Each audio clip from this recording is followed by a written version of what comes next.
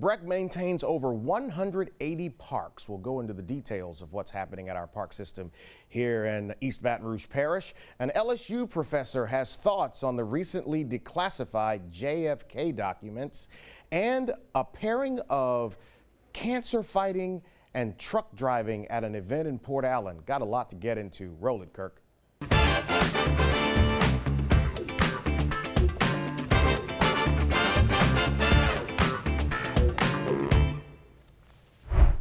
Last fall, the people of East Baton Rouge Parish decided to extend the tax that funds a lot of the work happening at our park system, BREC as we call it here in East Baton Rouge Parish. Her superintendent is here with us, Corey Wilson, as I said in the open, maintaining over 180 parks here in the parish. And later on in our conversation, we'll talk about one of those parks in particular that we are partnering on. But let's talk about where BREC is right now.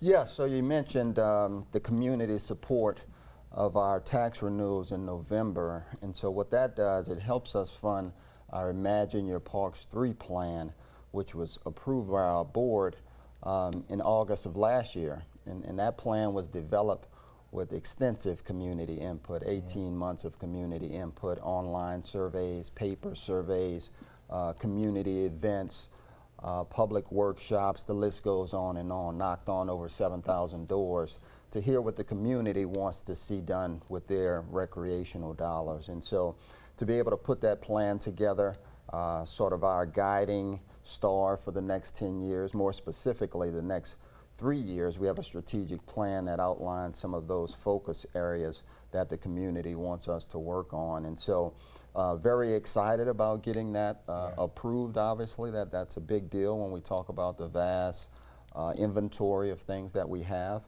And look forward to now implementing that plan, and we'll be doing a lot of that in 2025. What did you learn? What were some of the top things that you pulled from the public's opinions about the park system? Yeah, the public continues to ask for more quality and less quantity. You know, we talk about 180 parks, and that provides a lot of access for a lot of different people. But when we're spread so thin like that, it's often a challenge to have everything as quality as as we deserve. One of the big challenges the community asked us to take a look at is our recreation centers. We have a lot, 59, 56 different recreation centers, more than any other city per capita, other than Minneapolis. And many of them are old. A lot of them don't have air conditioning, and so we have to implement a plan on how we can improve the quality of some and maybe repurpose some to outdoor recreational hubs, which will allow us to reduce the maintenance costs and bring more quality to our community. Is there funding for that? Does the extension of the BREC tax allow for the funding to revamp some of the existing facilities? Absolutely, and so we're excited. We recently completed Howell Community Park, and so when we think about quality, those are the type of facilities the community is asking us to bring, and it is absolutely funded thanks to the voters' and that's support 116 in November. acres? Howell? Yes, I believe 116 acres out there. There's a lake out there, and obviously we're partnering together, the foundation and BREC, on the Inspiration Center. What about the politics around BREC? It seems like BREC and the superintendent of BREC, no matter who it is, at least in the last few years, has always been kind of a source of political tug of war one way or the other. How does that impact how you do your job every day? Yeah, I mean, BREC plays a big role in the community here in Baton Rouge, and certainly as we hold ourselves out, a gold medal award-winning agency, accredited agency following best practices and standards. And we serve more people than anyone else in the parish. Over 7 million people a year visit our parks. And so when you have that many visits and you have that much impact in the community, a lot of folks have a lot of opinions about how things should be operated, but we were constructed back in 1946 by the Benton family, and have operated successfully across both party lines for over 80 years. Well, look, I want to come back and talk about that. Alyssa, we'll get out a couple seconds earlier in this segment. We'll do a second segment with the superintendent about dealing with some of this and navigating it, and then talk about this fall at Howell Park when the Inspiration Center, fingers crossed, will be open. And here's where you can catch me on social media. I tell y'all every week, you shouldn't do that. I'm pretty boring. You don't want to follow me on Instagram or Facebook or X. Why? Back with Superintendent Corey Wilson talking about the work happening at Breck. And before we get back into the strategic plan, because you guys spent so much time and money talking to the community and revamping the way you're going to operate going forward, I did want to come back to some of the politics because it's so interesting to see. I'm sure you saw this bill by Representative McMakin that would, there's two bills, House Bill 86 and 87. One would shrink the size of the Breck board, and it would only have membership of the 5 mayors of the cities in East Baton Rouge Parish. The other one would move Breck under the purview of the city parish government. Now, who's to know where that's going to stand? The public has already shown that they support the park system with the vote here. But what is your thought on something like this, like decentralizing power and then moving Breck under the city parish? Yeah, again, what we believe in at Breck and what has allowed us to be somewhat successful over the years is our focus on what the community wants to see with their parks, and that's the whole imagine your parks idea. And so, as you mentioned, the community spoke very loudly in November that, one, we appreciate the efforts of Breck over the last 10 and 20 years, and two, that they have faith and trust in us for the next 10 to 20 years. That's what that vote said. And so any bill or proposition to sort of challenge what the community is saying is I would say is not good for the community. The community said we like Breck to continue what it's doing with the votes that they put forward in November. And so that's what I would say. Obviously I can't take a position on a bill as a public employee and only can provide factual information, but the factual information is that the community continues to support Breck in its current structure and operations. What is the most unfair criticism that you hear, and then what is some criticism that you may look at and go, okay, yeah, maybe we could do a little better at that? Yeah, I mean, everybody's allowed. Look, Breck is a gold medal winning agency, an accredited agency, but we have challenges that we need to, obviously large inventory. Yeah. And so all of our parks aren't as nice as we would like them to be, and that's because of the limited funding that we have to take care of over 200 million assets. So those complaints are fair, but again, we serve over 7 million people a year.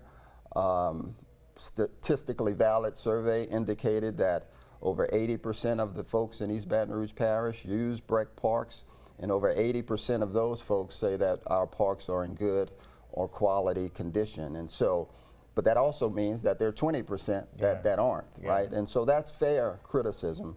And so those are the things that we're working on, how to make sure we not only have a great park system today, but a sustainable model so that our kids and grandkids can have a great park as well. Well, from this, going back to the strategic plan, what was the most glaring thing that you discovered in your operations that you are attacking right now?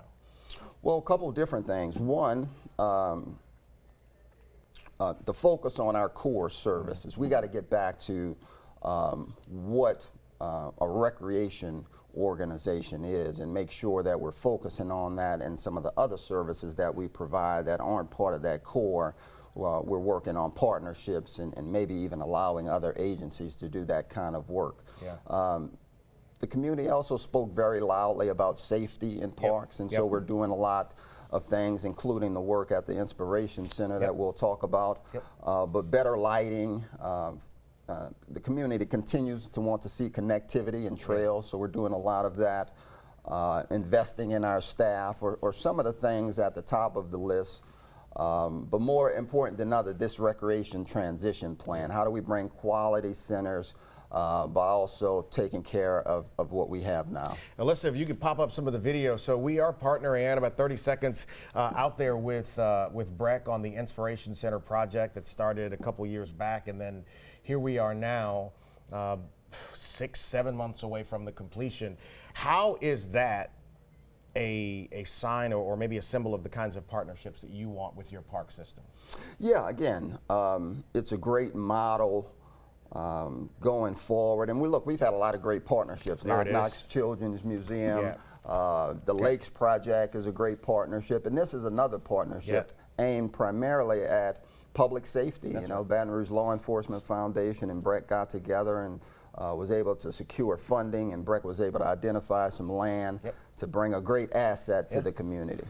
Listen, we appreciate it. Now, I got to get you to come do the podcast, too, now. Okay. All right, Superintendent Corey Wilson. Up next, let's talk about the declassified JFK documents. And here's where you can catch the show, streaming on Friday and airing on Friday night and replaying on Saturday. It truly is one of the most fascinating topics in our country's history. Who killed JFK is a question that's been asked in more documentaries than any of us can ever count. And finally, we may have a bit more clarity on what happened on that day in Dallas. Jonathan Earle is the dean of the LSU Honors School, and he's here. And so we've had more than 60,000 declassified documents released about the JFK assassination. So what are your thoughts, first on the first release of documents and now on this latest cache of declassified documents? Well, thanks for having me on, Clay. I mean, first of all, these are all document releases because of a congressional law from 1992 that mandated that all the government files in the National Archives about the Kennedy assassination be released to the American people. And here we are 40-some years later, and we're still releasing documents that were supposed to be released 40 years ago. So that shows you how controversial some of these documents are.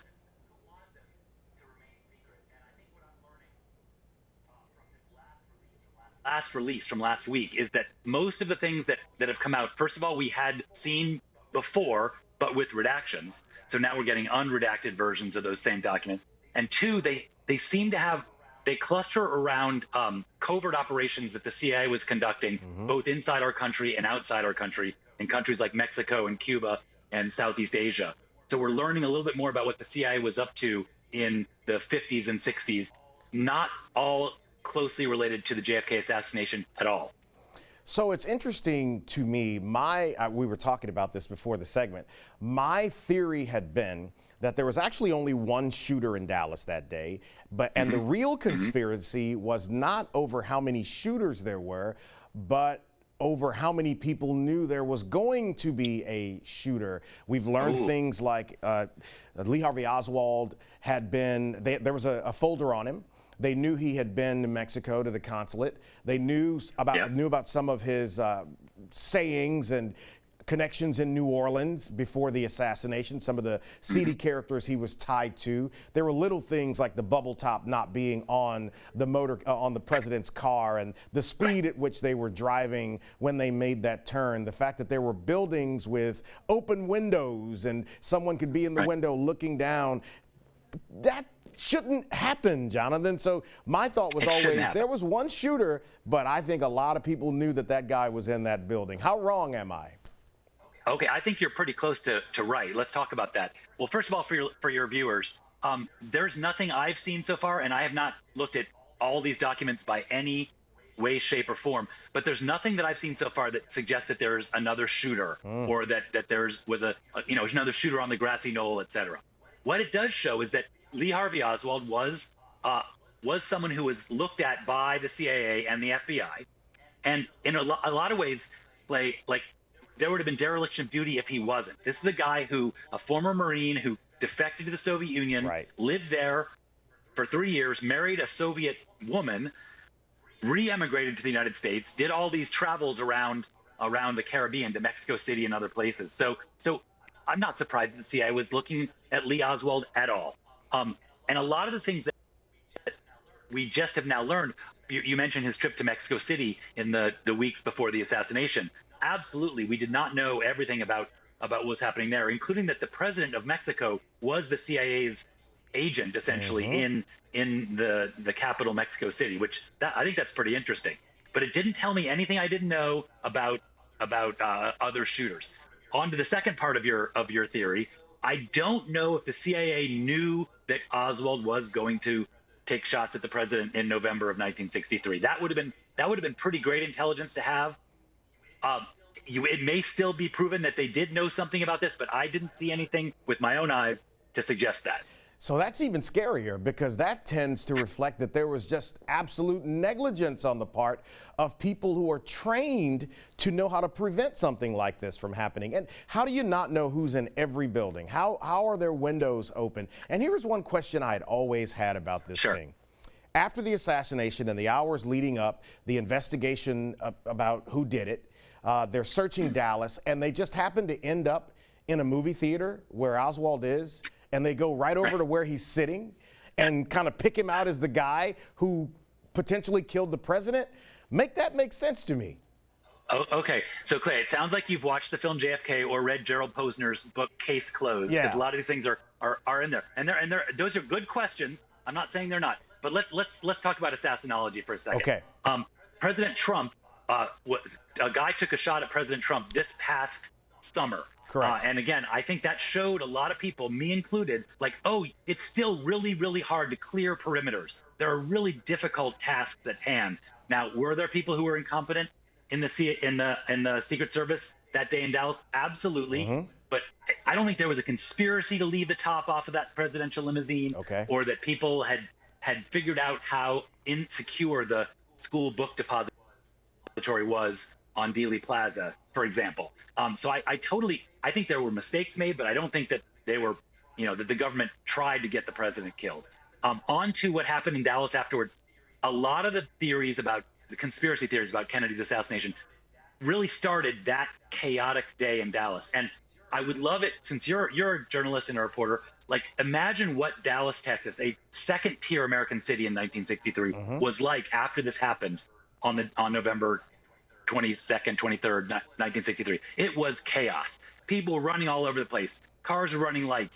Hospitals were, emergency rooms were filled. It was just a really weird, chaotic, horrible day. The analogy that people our age might know is what happened on September 11th in New York City or in Northern Virginia. Just so much crazy stuff happened. So I'm always open to new information about this really important assassination and topic, but I'm also really aware at how there's a preponderance of evidence and it points to a single shooter named Lee Oswald killing the president.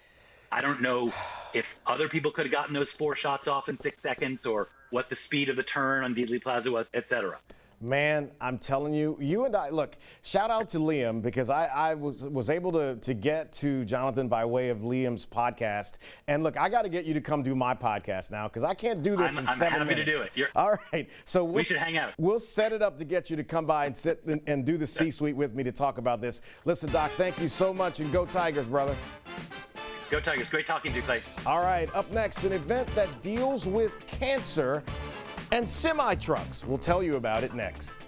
And we talked about the C-suite a moment ago. It currently features a conversation with LSU baseball coach Jay Johnson. Next week, the mother of a young man who was a victim of gun violence.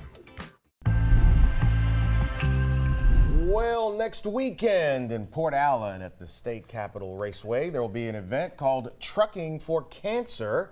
And it'll be a great opportunity to give some money to fight something that has impacted nearly every family that I know, and that is cancer. Miss Lula Green is here with us to talk about that. Introduce everybody first before I ask my first question. Okay, this is the oldest brother, Eugene Kimball. Yeah. The sister is next, Leota Kimball. Okay. Next brother, Nelson Kimball.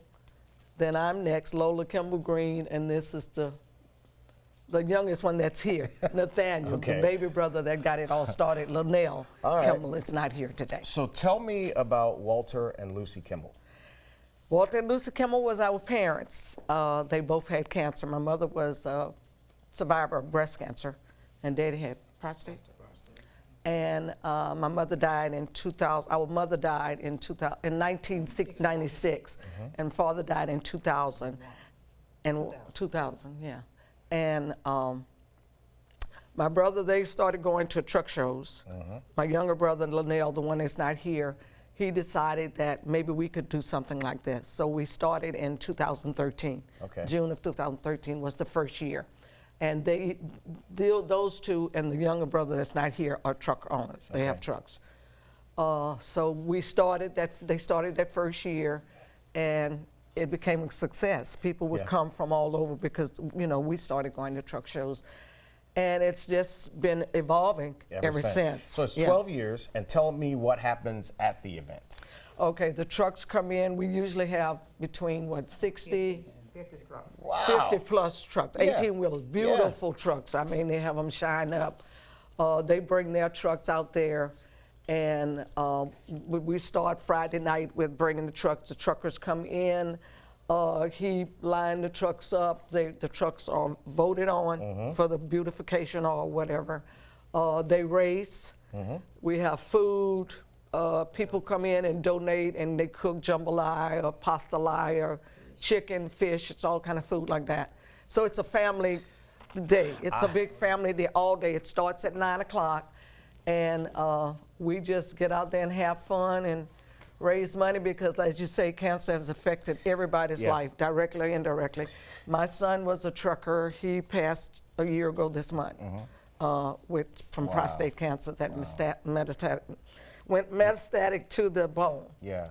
Well, look, this event is taking place next weekend, April 5th. So if people want to, I got about 30 seconds, if people want to donate or buy tickets, what do they do?